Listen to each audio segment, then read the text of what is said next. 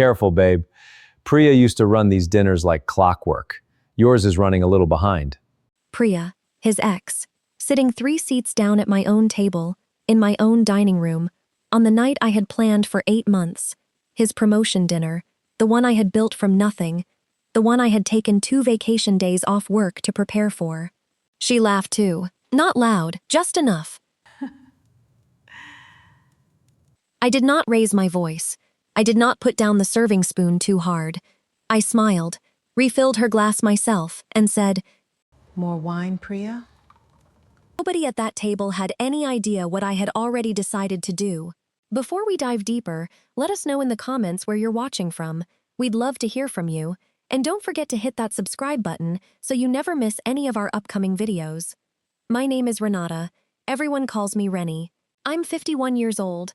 I've been married to Grant for 19 years, and for most of those years, I believed I had built something worth protecting.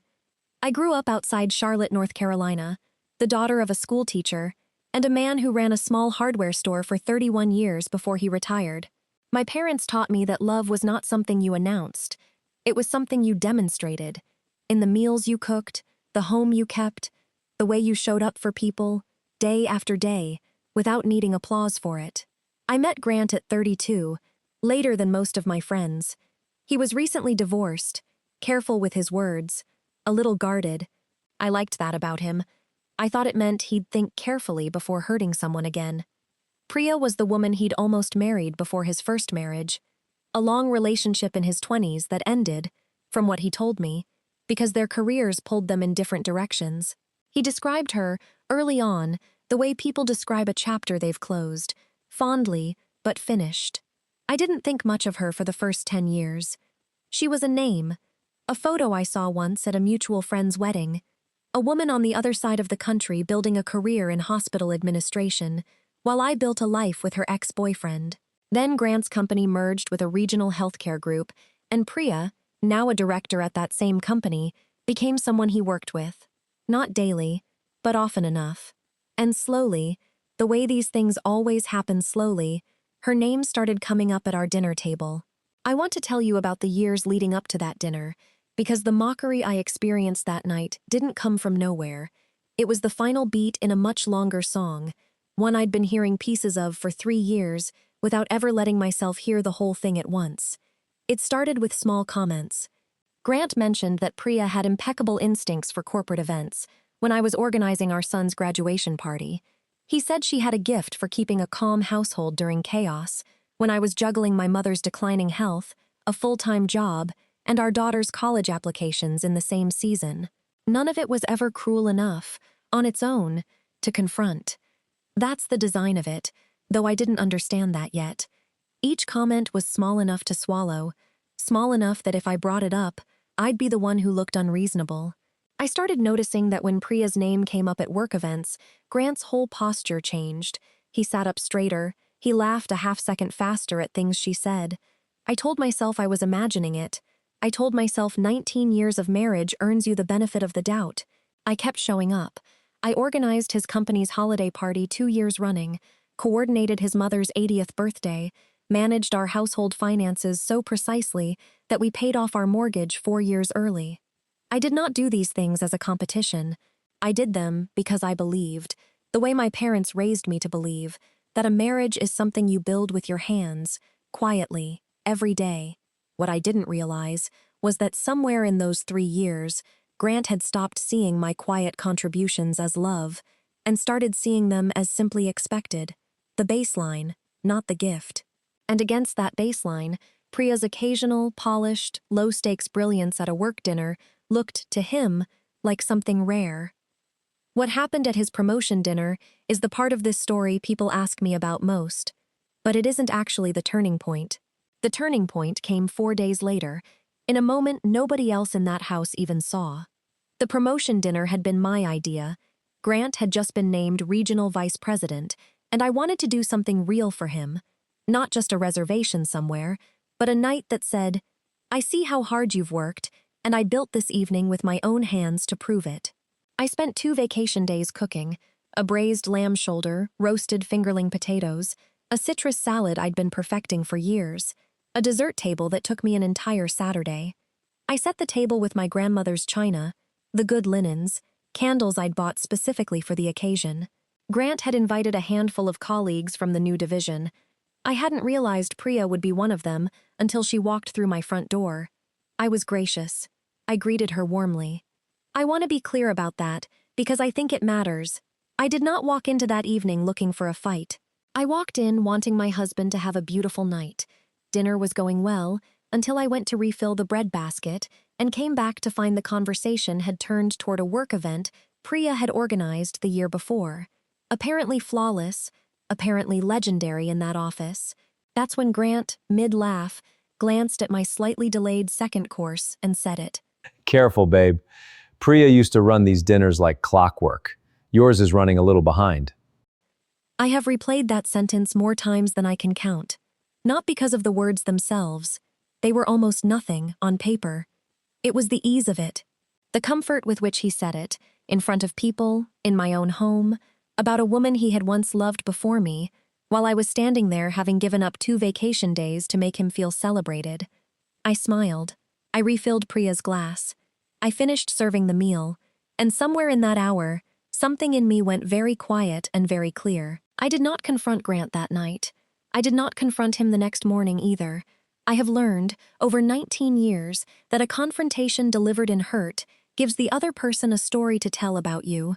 She overreacted. She was emotional. It was one comment. I did not want to hand him that story. Instead, I did something that surprised even me. I got quiet. I got precise. Over the following 4 days, I did 3 things. First, I called my sister-in-law, Grant's own sister, Marisol, who I'd always been close with. Not to gossip, to ask her something I'd never had the courage to ask before. Has Grant ever talked to you about Priya? Really talked about her? What she told me confirmed something I had suspected but never let myself fully believe. Grant had never entirely closed that chapter.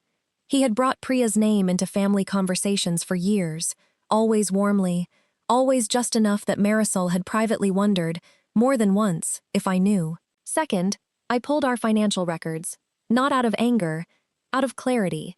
In 19 years, I had put my career on a slower track twice for Grant's advancement. Once when we relocated for his first VP role, and once when I scaled back to part-time so I could manage his mother's care during her illness. I had never resented those choices, but I wanted, for the first time, to actually see them on paper, to know their weight. Third, and this is the part people ask about most, I requested a transfer meeting with my own manager. I had a marketing background I'd let go dormant for a decade in service of the household. A former colleague had mentioned, more than once, that there was a director-level opening at her firm, flexible, well-compensated, exactly the kind of role I would have pursued at 30 had I not chosen, willingly, to build a home instead. I said nothing to Grant about any of this. I kept cooking dinner. I kept our home exactly as warm and steady as it had always been. Because the worst thing I could do, I understood now, was let him see the shift before it was finished. 4 days after the dinner, I sat Grant down at our kitchen table. No phones, no television, just me, him, and a single folder I had prepared. I did not raise my voice once. I want to talk about Priya, I said. Not because I think anything happened between you. I don't believe that.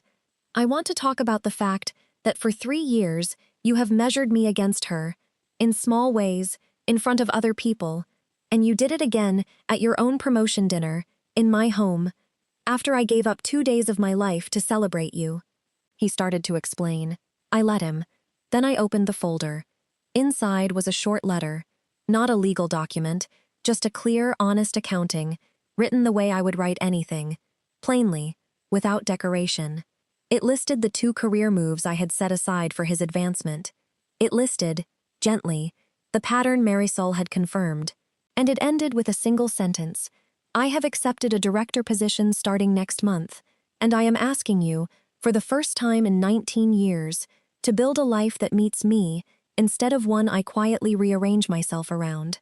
I watched something shift in his face, not anger, something closer to recognition. He had never had to see the shape of what I'd given up laid out in black and white before. Most people never do. until someone shows them. I want to be honest with you about what "I did something worse" means in this story, because I know some of you expected a dramatic public scene, and I know some of you are disappointed there wasn't one. What I did was worse for Grant in the way that matters most. I stopped auditioning. I stopped shrinking my own ambitions to keep the peace. I stopped absorbing small cruelties as the cost of being loved. And I let him watch me do it, clearly, without a single raised voice, which meant he could not tell himself the story that I was being unreasonable. We are still married. I want you to know that, because this isn't a divorce story, it's a boundary story.